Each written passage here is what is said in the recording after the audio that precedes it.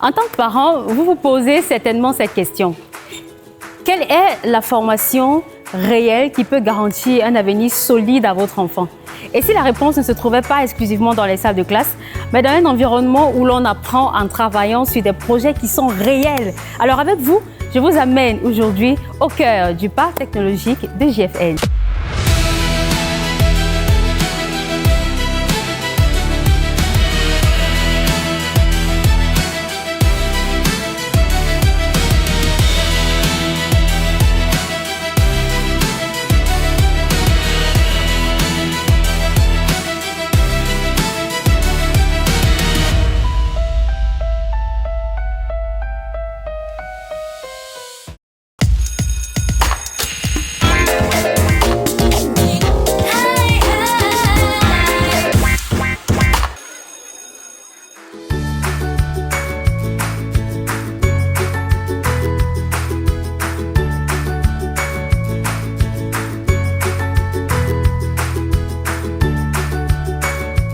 Ici, les étudiants ne sont pas seulement formés, ils expérimentent, créent, collaborent avec des entreprises et construisent progressivement leur avenir.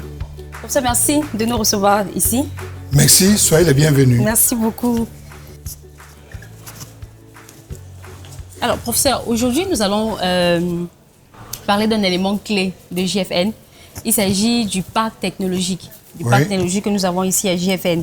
Ce que nous voulons savoir, c'est d'où est vraiment venue l'idée de créer un parc technologique comme celui-là ici? Bon, je dirais que l'idée des parcs technologiques n'est pas nouvelle. Beaucoup de pays ont les parcs technologiques. Mais cette idée, personnellement, j'ai commencé à travailler dessus en 1996. Mais je ne savais pas que c'était un parc technologique. Il a fallu qu'on aille dans un séminaire organisé par l'UNESCO je crois que c'était à Windhoek, en Namibie, pour savoir que c'était vraiment le parc technologique. Bon, donc, cette idée-là, je l'ai développée plus tard. Et quand je me suis rencontré avec le promoteur, j'ai vu que lui-même, il avait cette idée d'une autre façon. Hein. Il avait même d'ailleurs créé le Douala Tech Park. Oui. Mais le parc technologique tel que c'est implémenté ici, c'est un parc technologique universitaire. Or, beaucoup d'autres pays ont les parcs technologiques qui ne sont pas universitaires. Ici, nous voulons faire plutôt un parc technologique universitaire parce que ça permet de résoudre beaucoup de problèmes, surtout de l'emploi. Voilà. Et donc, quand vous parlez de résolution de problèmes et autres, ça nous ramène à la prochaine question. En ce qui concerne le parc technologique, c'est quoi la réelle vision de ce projet? Alors, le parc technologique universitaire, comme j'ai précisé tantôt, c'est dans le milieu universitaire, donc c'est dans un campus. Alors, le parc technologique, c'est un milieu où on recueille les idées des étudiants, les startups créées, soit à l'intérieur du campus ou bien à l'extérieur. On les encadre sur le plan administratif, sur le plan scientifique et technologique, sur le plan commercial, et on les fait grandir, ces entreprises-là. On les fait grandir jusqu'à terme. Oui. Et à terme, ces entreprises peuvent sortir du parc technologique universitaire et certaines pourront entrer dans le Douala Tech Park. Oui. En fait, les entreprises dans le parc technologique universitaire sont, je peux dire, administrées par un service du parc qui est contrôlé par l'université. Alors que les entreprises qui seront hors de cet enclos-là, qui peuvent être dans Douala Tech Park ou autres, ils ont leurs propres systèmes d'administration. Et ils vont être reliés avec nous dans le parc technologique universitaire. C'est-à-dire on va les servir des départements de recherche et développement. Et dans le parc, les entreprises qui sont à l'intérieur du parc, l'université les sert aussi comme département de recherche et de développement. Parce qu'en général, l'entreprise, c'est quoi? On produit et on vend. Oui. Il n'y a pas beaucoup de gens là pour réfléchir. Bon, il n'y a que de très grandes entreprises comme les multinationales qui développent des parcs technologiques dans des départements de développement, de recherche et de développement dans les 5, ou bien qui collaborent avec des universités. Chez nous, ce n'est pas le cas.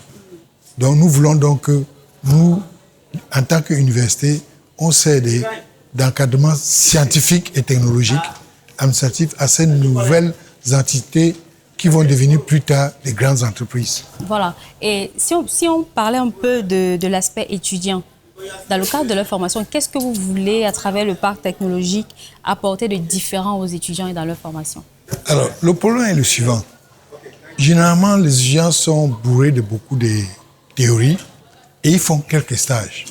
Par exemple, un étudiant va dans une entreprise, prenons une entreprise de génie civil, on lui montre comment une certaine machine tourne, ainsi de suite. Il en a pour 4 heures pour cette machine-là, c'est tout. Et il va faire comme ça le tour de plusieurs machines. Et quand il sort, il n'a plus accès à ces machines. Peut-être durant tout son séjour, il n'aura accès qu'à une seule machine des travaux pratiques qu'il a eu à faire. Mais qu'est-ce que nous faisons? On veut que dans le parc, on ait tous les travaux pratiques qui permettent aux entreprises de produire. Ce qui fait que l'étudiant, quand il finit, par exemple, ses travaux pratiques, il voit une entreprise à côté qui utilise ça pour produire. Ça, c'est différent dans son esprit. Et puis, il peut être accueilli en stage là-bas. Il va voir ce qu'il a appris et comment on utilise. Ça, c'est différent dans la formation. Parce qu'il va voir maintenant en grandeur réelle. Aujourd'hui, les machines qu'on trouve dans les laboratoires sont des machines en miniature. Oui. Hein? Et une fois qu'on a vu ça, par exemple, vous voyez une vraie machine, vraiment, vous êtes surpris. Je vais vous donner un exemple. Moi, personnellement, depuis le secondaire, on a étudié l'électrolyse. Oui. Hein? Vous connaissez en physique l'électrolyse, tous ceux qui ont fait physique, l'électrolyse. On dessine quelques brindilles comme ça. On dit que voilà, l'anode, cathode, tout ça. Et puis, bon, ça produit... Bon, on fait la théorie dessus. Le premier jour que j'ai vu un électrode, c'était... Oui, en grandeur nature. C'était à l'UQAM. Mais c'était incroyable. Ça dégageait d'abord une chaleur immense, alors qu'on parle de l'effet jour, RI carré, on calcule, on ne sait même pas ce que c'est. C'était un caterpillar, c'est-à-dire un engin lourd qui manœuvrait ça. Et ça passait loin là-bas, et la chaleur nous étouffait jusqu'ici, loin. On était très loin. Vous voyez, quand un étudiant n'a pas vu ça, il a l'impression que l'électrolyse, c'est la petite brindille qu'on a dessinée là. Oui. Mais quand il voit la réalité, il sent l'importance de ce qu'on lui apprend. Et la réalité, nous n'avons pas beaucoup d'entreprises hors du campus qui sont à un niveau technologique qui peut être conforme au niveau scientifique et théorique qu'on les enseigne. Nous voulons donc créer un écosystème où ces entreprises-là se trouvent dans le campus. Ça fera en sorte que les étudiants, quand ils travaillent sur des notions, ils voient exactement à quoi ça sert. De quoi il est question. Voilà. Ça sera génial. Ça va permettre également de faciliter leur insertion sur le plan professionnel. Et quand ils vont arriver dans le monde professionnel, ils ont une connaissance suffisamment claire de ce dont on a parlé à l'école. Justement, c'est ça. Et ça va leur ouvrir l'esprit. De telle sorte que quand les étudiants travaillent sur leurs projets, ils doivent savoir et ils doivent connaître les contraintes réelles du terrain. Mais ce n'est pas quelques stages qu'on fait en 1 mois ou en 2 mois dans une entreprise qui va permettre à un étudiant de connaître vraiment les contraintes de l'environnement économique, de l'environnement professionnel où on produit. Mais comme ils seront dans l'écosystème, ce sera comme une partie de leur formation. Le fait qu'ils passent d'une entreprise à une autre, ils voient, même à leur temps libre, ça va leur permettre d'ouvrir leur esprit et ils pourront mieux concevoir leurs projets et voir comment s'insérer dans ce tissu. Oui, surtout que quand ils arrivent en entreprise, la plupart du temps, les entreprises également sont méfiantes et ne permettent pas aux étudiants de toujours manipuler le matériel. Voilà, justement, c'est le type d'entreprise que nous avons.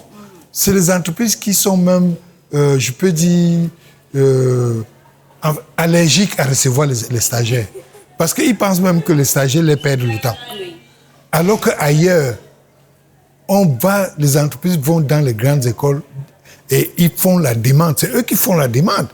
Que moi, je veux un stagiaire qui doit avoir un permis de conduire parce qu'il va aller directement travailler. Et quand vous arrivez dans ces entreprises-là en Europe, les employés viennent autour de vous demander « Mais qu'est-ce qu'on vous a appris de nouveau ?» Parce qu'ils veulent toujours être à la page. C'est pour ça que les entreprises viennent dans les écoles, les universités, pour voir qu'est-ce qu'il y a de nouveau. Et les enseignants des universités ne sont pas là pour répéter les livres.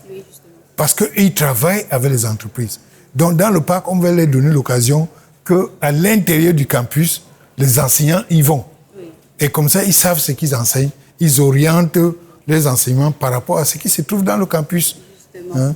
Alors, professeur, moi, je voulais savoir, de façon concrète, est-ce que, ou du moins, comment est-ce que le parc technologique permet de faire le lien avec la formation, ou du moins, comment est-ce que ce parc relie-t-il la formation aux entreprises? Bon, alors, ici, notre parc que nous sommes en train de créer ici ne sont pas dédiés, le parc n'est pas dédié uniquement aux étudiants, c'est dédié aussi aux entreprises qui sont à l'extérieur. Parce qu'ici, nous avons l'ambition, et nous avons d'ailleurs commencé, de prendre les entreprises qui ne sont même pas encore structurées, parfois même qui ne sont pas encore immatriculées. Donc on les encadre jusqu'à leur création et certaines de ces entreprises vont encadrer nos étudiants.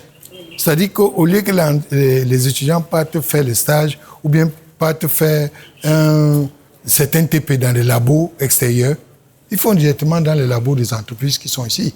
Donc ces entreprises vont participer à la formation. Et non seulement ça, les enseignants qui sont ici, qui sont des chercheurs, vont faire des recherches par rapport aux demandes de ces entreprises. Du coup, tout le monde est lié. Ça fait un écosystème où tout le monde a besoin de tout le monde. Et c'est pour ça que nous devons créer ici, et nous avons déjà pensé à notre business model. Oui. Comment les entreprises du parc interviennent dans la formation et comment l'université intervient dans le développement des entreprises. Et là, il faut faire un business model que nous avons déjà. OK. Et donc, quand on parle de lien avec les entreprises, cela suppose également que le but du parc technologique, c'est vraiment de mettre en place des entreprises qui vont répondre aux besoins concrets que nous avons dans l'environnement camerounais ou africain. Et donc, c'est de créer au sein du parc, non pas les entreprises qui vendent juste des solutions sans vraiment comprendre de quoi il est question, mais de créer les entreprises qui viennent répondre à un besoin concret qui correspond à la réalité que nous avons. C'est ça vraiment le but. Parce que, en fait, l'objectif du parc, c'est de créer les entreprises du troisième type. Je vais m'expliquer. Qu'est-ce qu'on appelle l'entreprise du troisième type? Commençons par l'entreprise du premier type. Les colons viennent avec les bateaux, ils restent en pleine mer et ils vendent de leurs bateaux. Ils produisent tout chez eux, ils viennent avec des produits finis et ils vendent. Après, ils trouvent que ce n'est pas très rentable. Ils se déplacent, ils se mettent au sol. Mais qu'est-ce que nous avons comme entreprise au sol? Prenons les entreprises qui produisent de la boisson. Oui. Le brevet vient de l'extérieur. La matière première vient de l'extérieur. Les machines viennent de l'extérieur. Tout vient de l'extérieur. Il n'y a que l'eau qu'on prend ici. Hein? Vous voyez? Exclusivement de l'eau. Voilà. On prend seulement l'eau. Et dans beaucoup de domaines, vous allez voir que toutes ces entreprises exportent leurs solutions. Et nous, on les importe et on s'adapte à leurs solutions. On les consomme. Bon, regardez, je prends l'exemple. Tout le monde aujourd'hui mange du pain le matin. Si vous allez dans les pays asiatiques, ils ne mangent pas du pain. Hein?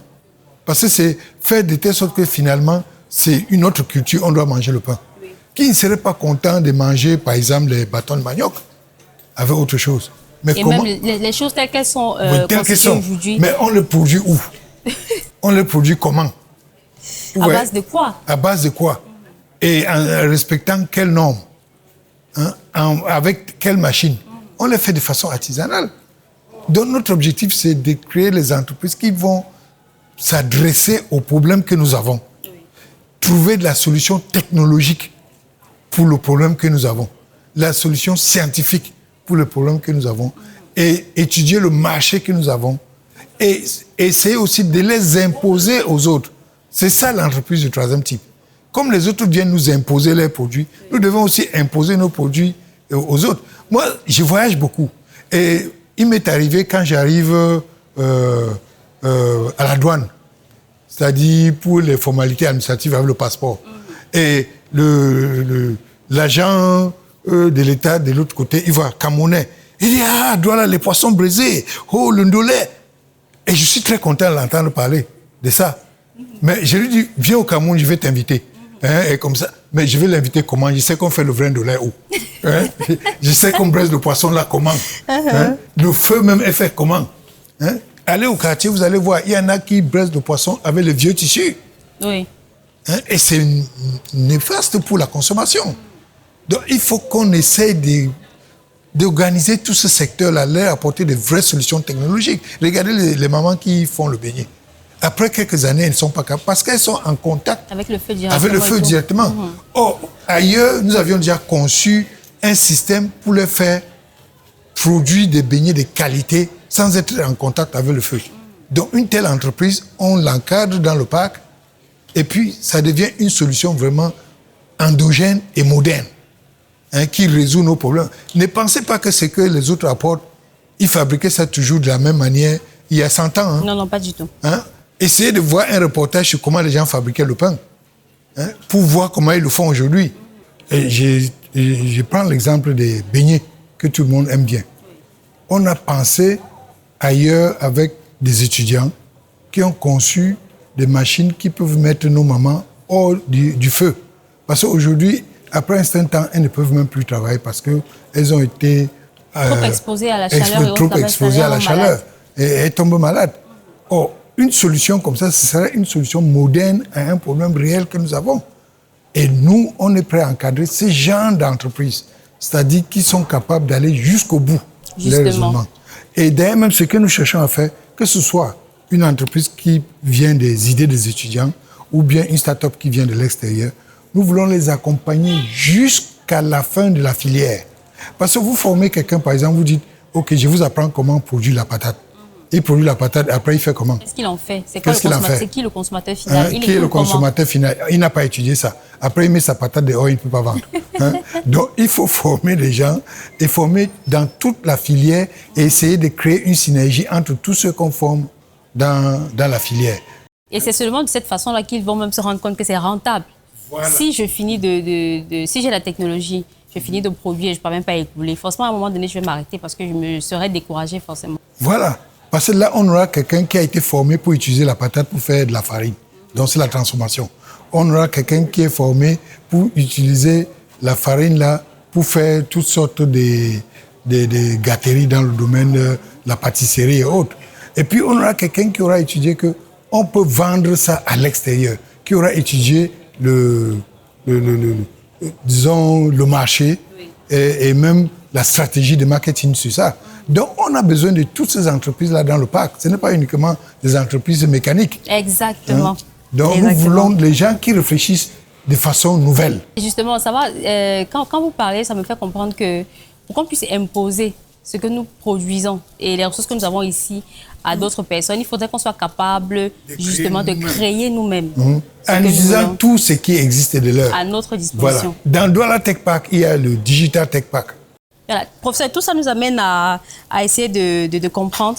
On veut savoir, dans le parc technologique, étant donné qu'on a parlé de plein d'entreprises du domaine technologique, fabrication du matériel, entreprises du troisième type et tout, aujourd'hui, on voudrait savoir de façon concrète quels sont les types d'entreprises qu'on retrouve dans le... Donc, nous, on veut être des solutionneurs. Ça veut dire que nous allons, par exemple, repérer un secteur pour lequel nous pensons qu'il y a un impact.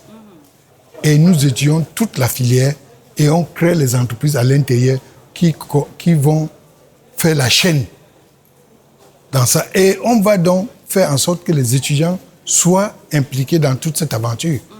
Or, vous voyez, quand je prends seulement la filière de fabrication des machines dans la chaîne de cette filière-là, vous voyez que beaucoup d'étudiants peuvent trouver leur compte dedans. Non seulement dans la formation, mais ils peuvent sortir et aller ailleurs, produire aussi ça. Puisque tout le monde ne va pas venir à Douala. Quelqu'un ne va pas quitter l'extrême nord pour venir acheter une machine ici. Les gens peuvent aussi aller ailleurs et présenter. Donc, dans tous les secteurs, c'est comme ça qu'on va essayer d'agir, de mettre toutes les synergies ensemble. Vous voyez, autrefois, on a fait la FASA, on a formé donc les scientifiques dans le domaine de l'agriculture. Et ils ont montré aux gens comment on cultive. Et après, les gens ont fait comment avec ça? Où sont les ingénieurs de la FASA dans la production agricole? Ils n'y sont pas. Pourtant, on a créé l'INSAI pour la transformation agroalimentaire et autres, avec tous les procédés. Mais on ne les a pas mis en synergie. Tu avais dit que les étudiants qui sont dans les formations techniques et industrielles n'ont aucun problème. Les étudiants qui sont dans les formations de commerce et de gestion également, ils n'auront pas de problème. Parce qu'ils voient tout de suite à quoi ils vont servir. Et puis, quand ils sortent, ils peuvent se mettre en groupe pour créer leur structure, leur entreprise quelque part. Pour que l'impact soit meilleur. Voilà, pour que l'impact soit meilleur. Donc voilà l'idée du parc technologique. Alors, ce qu'on écoute est vraiment assez impressionnant et ça montre à suffisance que les étudiants sont déjà dans une véritable dynamique professionnelle. Alors, ce que nous voulons savoir, professeur, actuellement, dans le parc technologique, on a à peu près combien d'entreprises et qui font dans quel type de domaine? Bon, OK.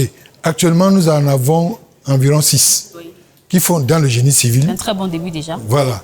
Qui font dans le génie civil. On a une qui fait dans la fabrication des moteurs électriques. Je dis bien moteur électrique, il conçoit et il fabrique. Wow. Voilà. On a un qui est là, il conçoit les drones agricoles et il les fabrique. Mais c'est la notion de drone agricole, professeur. Est-ce qu'on peut avoir une ou deux informations à ce sujet? Oui, par exemple, aujourd'hui, lorsqu'on produit les plantains, je dis par exemple en Kondiok, il n'y a pas de route. On fait comment pour transporter le plantain là pour arriver en ville? Il n'y a pas moyen, ça pourrit sur place. Et c'est le cas dans beaucoup de régions. Et ça fait en sorte que les prix, voilà. les prix comme il n'y a pas sur de le route, marché. on va envoyer notre drone prendre ça et l'amener là où là où le camion peut prendre. Ce qui fait que ça va baisser les prix. Ça veut dire que ce sont des drones qui peuvent prendre de très grosses quantités. Bien sûr, il y en a. Nous, on n'invente rien, ça existe. Hein? Donc, les gens ont déjà conçu ça. Donc, nous, dans un premier temps, on copie ça, on construit aussi pour nous. Ça ne demande pas grand-chose. Ça veut dire qu'actuellement, dans le parc technologique, on a des entreprises qui peuvent faire ça. Oui, ils ont les plans.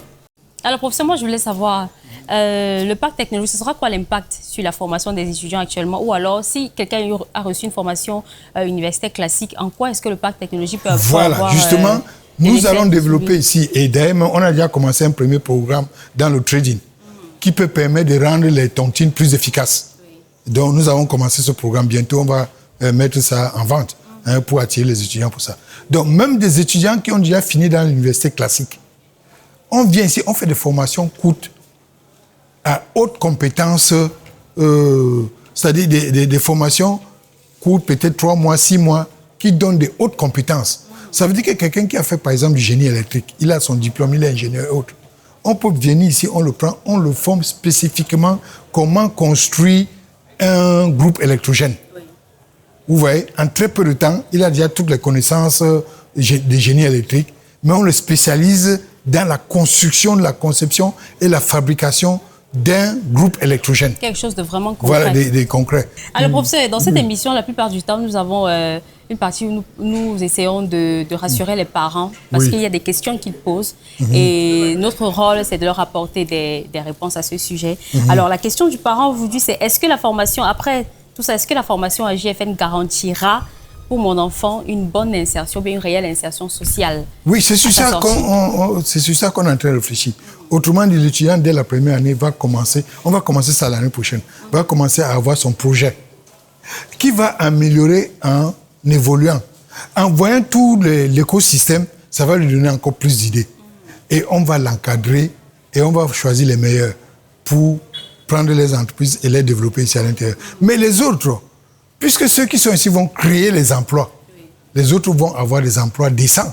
Parce qu'on a beaucoup de gens qui sont sortis, vraiment, je vous assure, vous voyez un ingénieur qui a fait du génie mécanique, il est dans une quincaillerie, il vend les sardines. Et c'est triste. C'est triste. C'est triste. Et le promoteur de l'entreprise lui dit que, mais je te paye même 100 000 francs là, c'est beaucoup.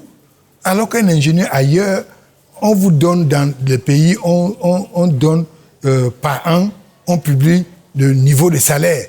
Par exemple, on va dire qu'un ingénieur bac plus 5 est autour de à peu près à 400 000 ou à 500 000. Mais vous allez voir ici certains qui sont à 500 000 et même à 1 million ailleurs, et d'autres sont à 100 000. Ça ne tient pas la route. Et c'est pour ça que ceux qui sont à 100 000 cherchent à partir. Parce que quand ils partent ailleurs, on les met le tapis rouge. Mais quand les mêmes enfants qu'on a formés partent ailleurs, on les tend le tapis rouge. Ils sont meilleurs dans le domaine là-bas. J'ai beaucoup d'étudiants qui sont partis au Canada. Ils n'ont pas fait 3 mois. Ils me disent, j'ai déjà un poste de responsabilité. J'ai ceci. Ça veut dire quoi? Ça veut dire que nous sommes encore en train de travailler pour les autres. Nous ne travaillons pas pour nous-mêmes. Et c'est à ça que le parc technologique va servir, à changer la donne. Voilà, à changer la mentalité, à changer la donne. Alors, professeur, dites-nous, qu'est-ce que vous pouvez dire aux parents? Quel message vous adressez aux parents aujourd'hui, aux jeunes qui nous regardent? Mais ceux qui nous regardent, ils n'ont qu'à faire les choix. S'ils veulent être éternellement esclaves ou s'ils veulent prendre les destins en main. S'ils veulent rester Bayam Selam, alors s'ils veulent rester Bayam Selam, ok, ils choisissent sa voie. S'ils veulent dire que moi-même, je peux impacter notre économie, je peux apporter quelque chose dans notre environnement social. Pour ça, merci infiniment d'avoir participé à cette émission. C'était un véritable plaisir. Alors, mesdames et messieurs, si vous souhaitez offrir à votre enfant une formation de qualité, une formation concrète et sérieuse, mais surtout tournée vers l'avenir, nous vous invitons à nous contacter, à contacter GFN High-Tech University Institute via les numéros WhatsApp et les différentes informations qui s'affichent à l'écran en ce moment et programmer une visite sur le site GFN.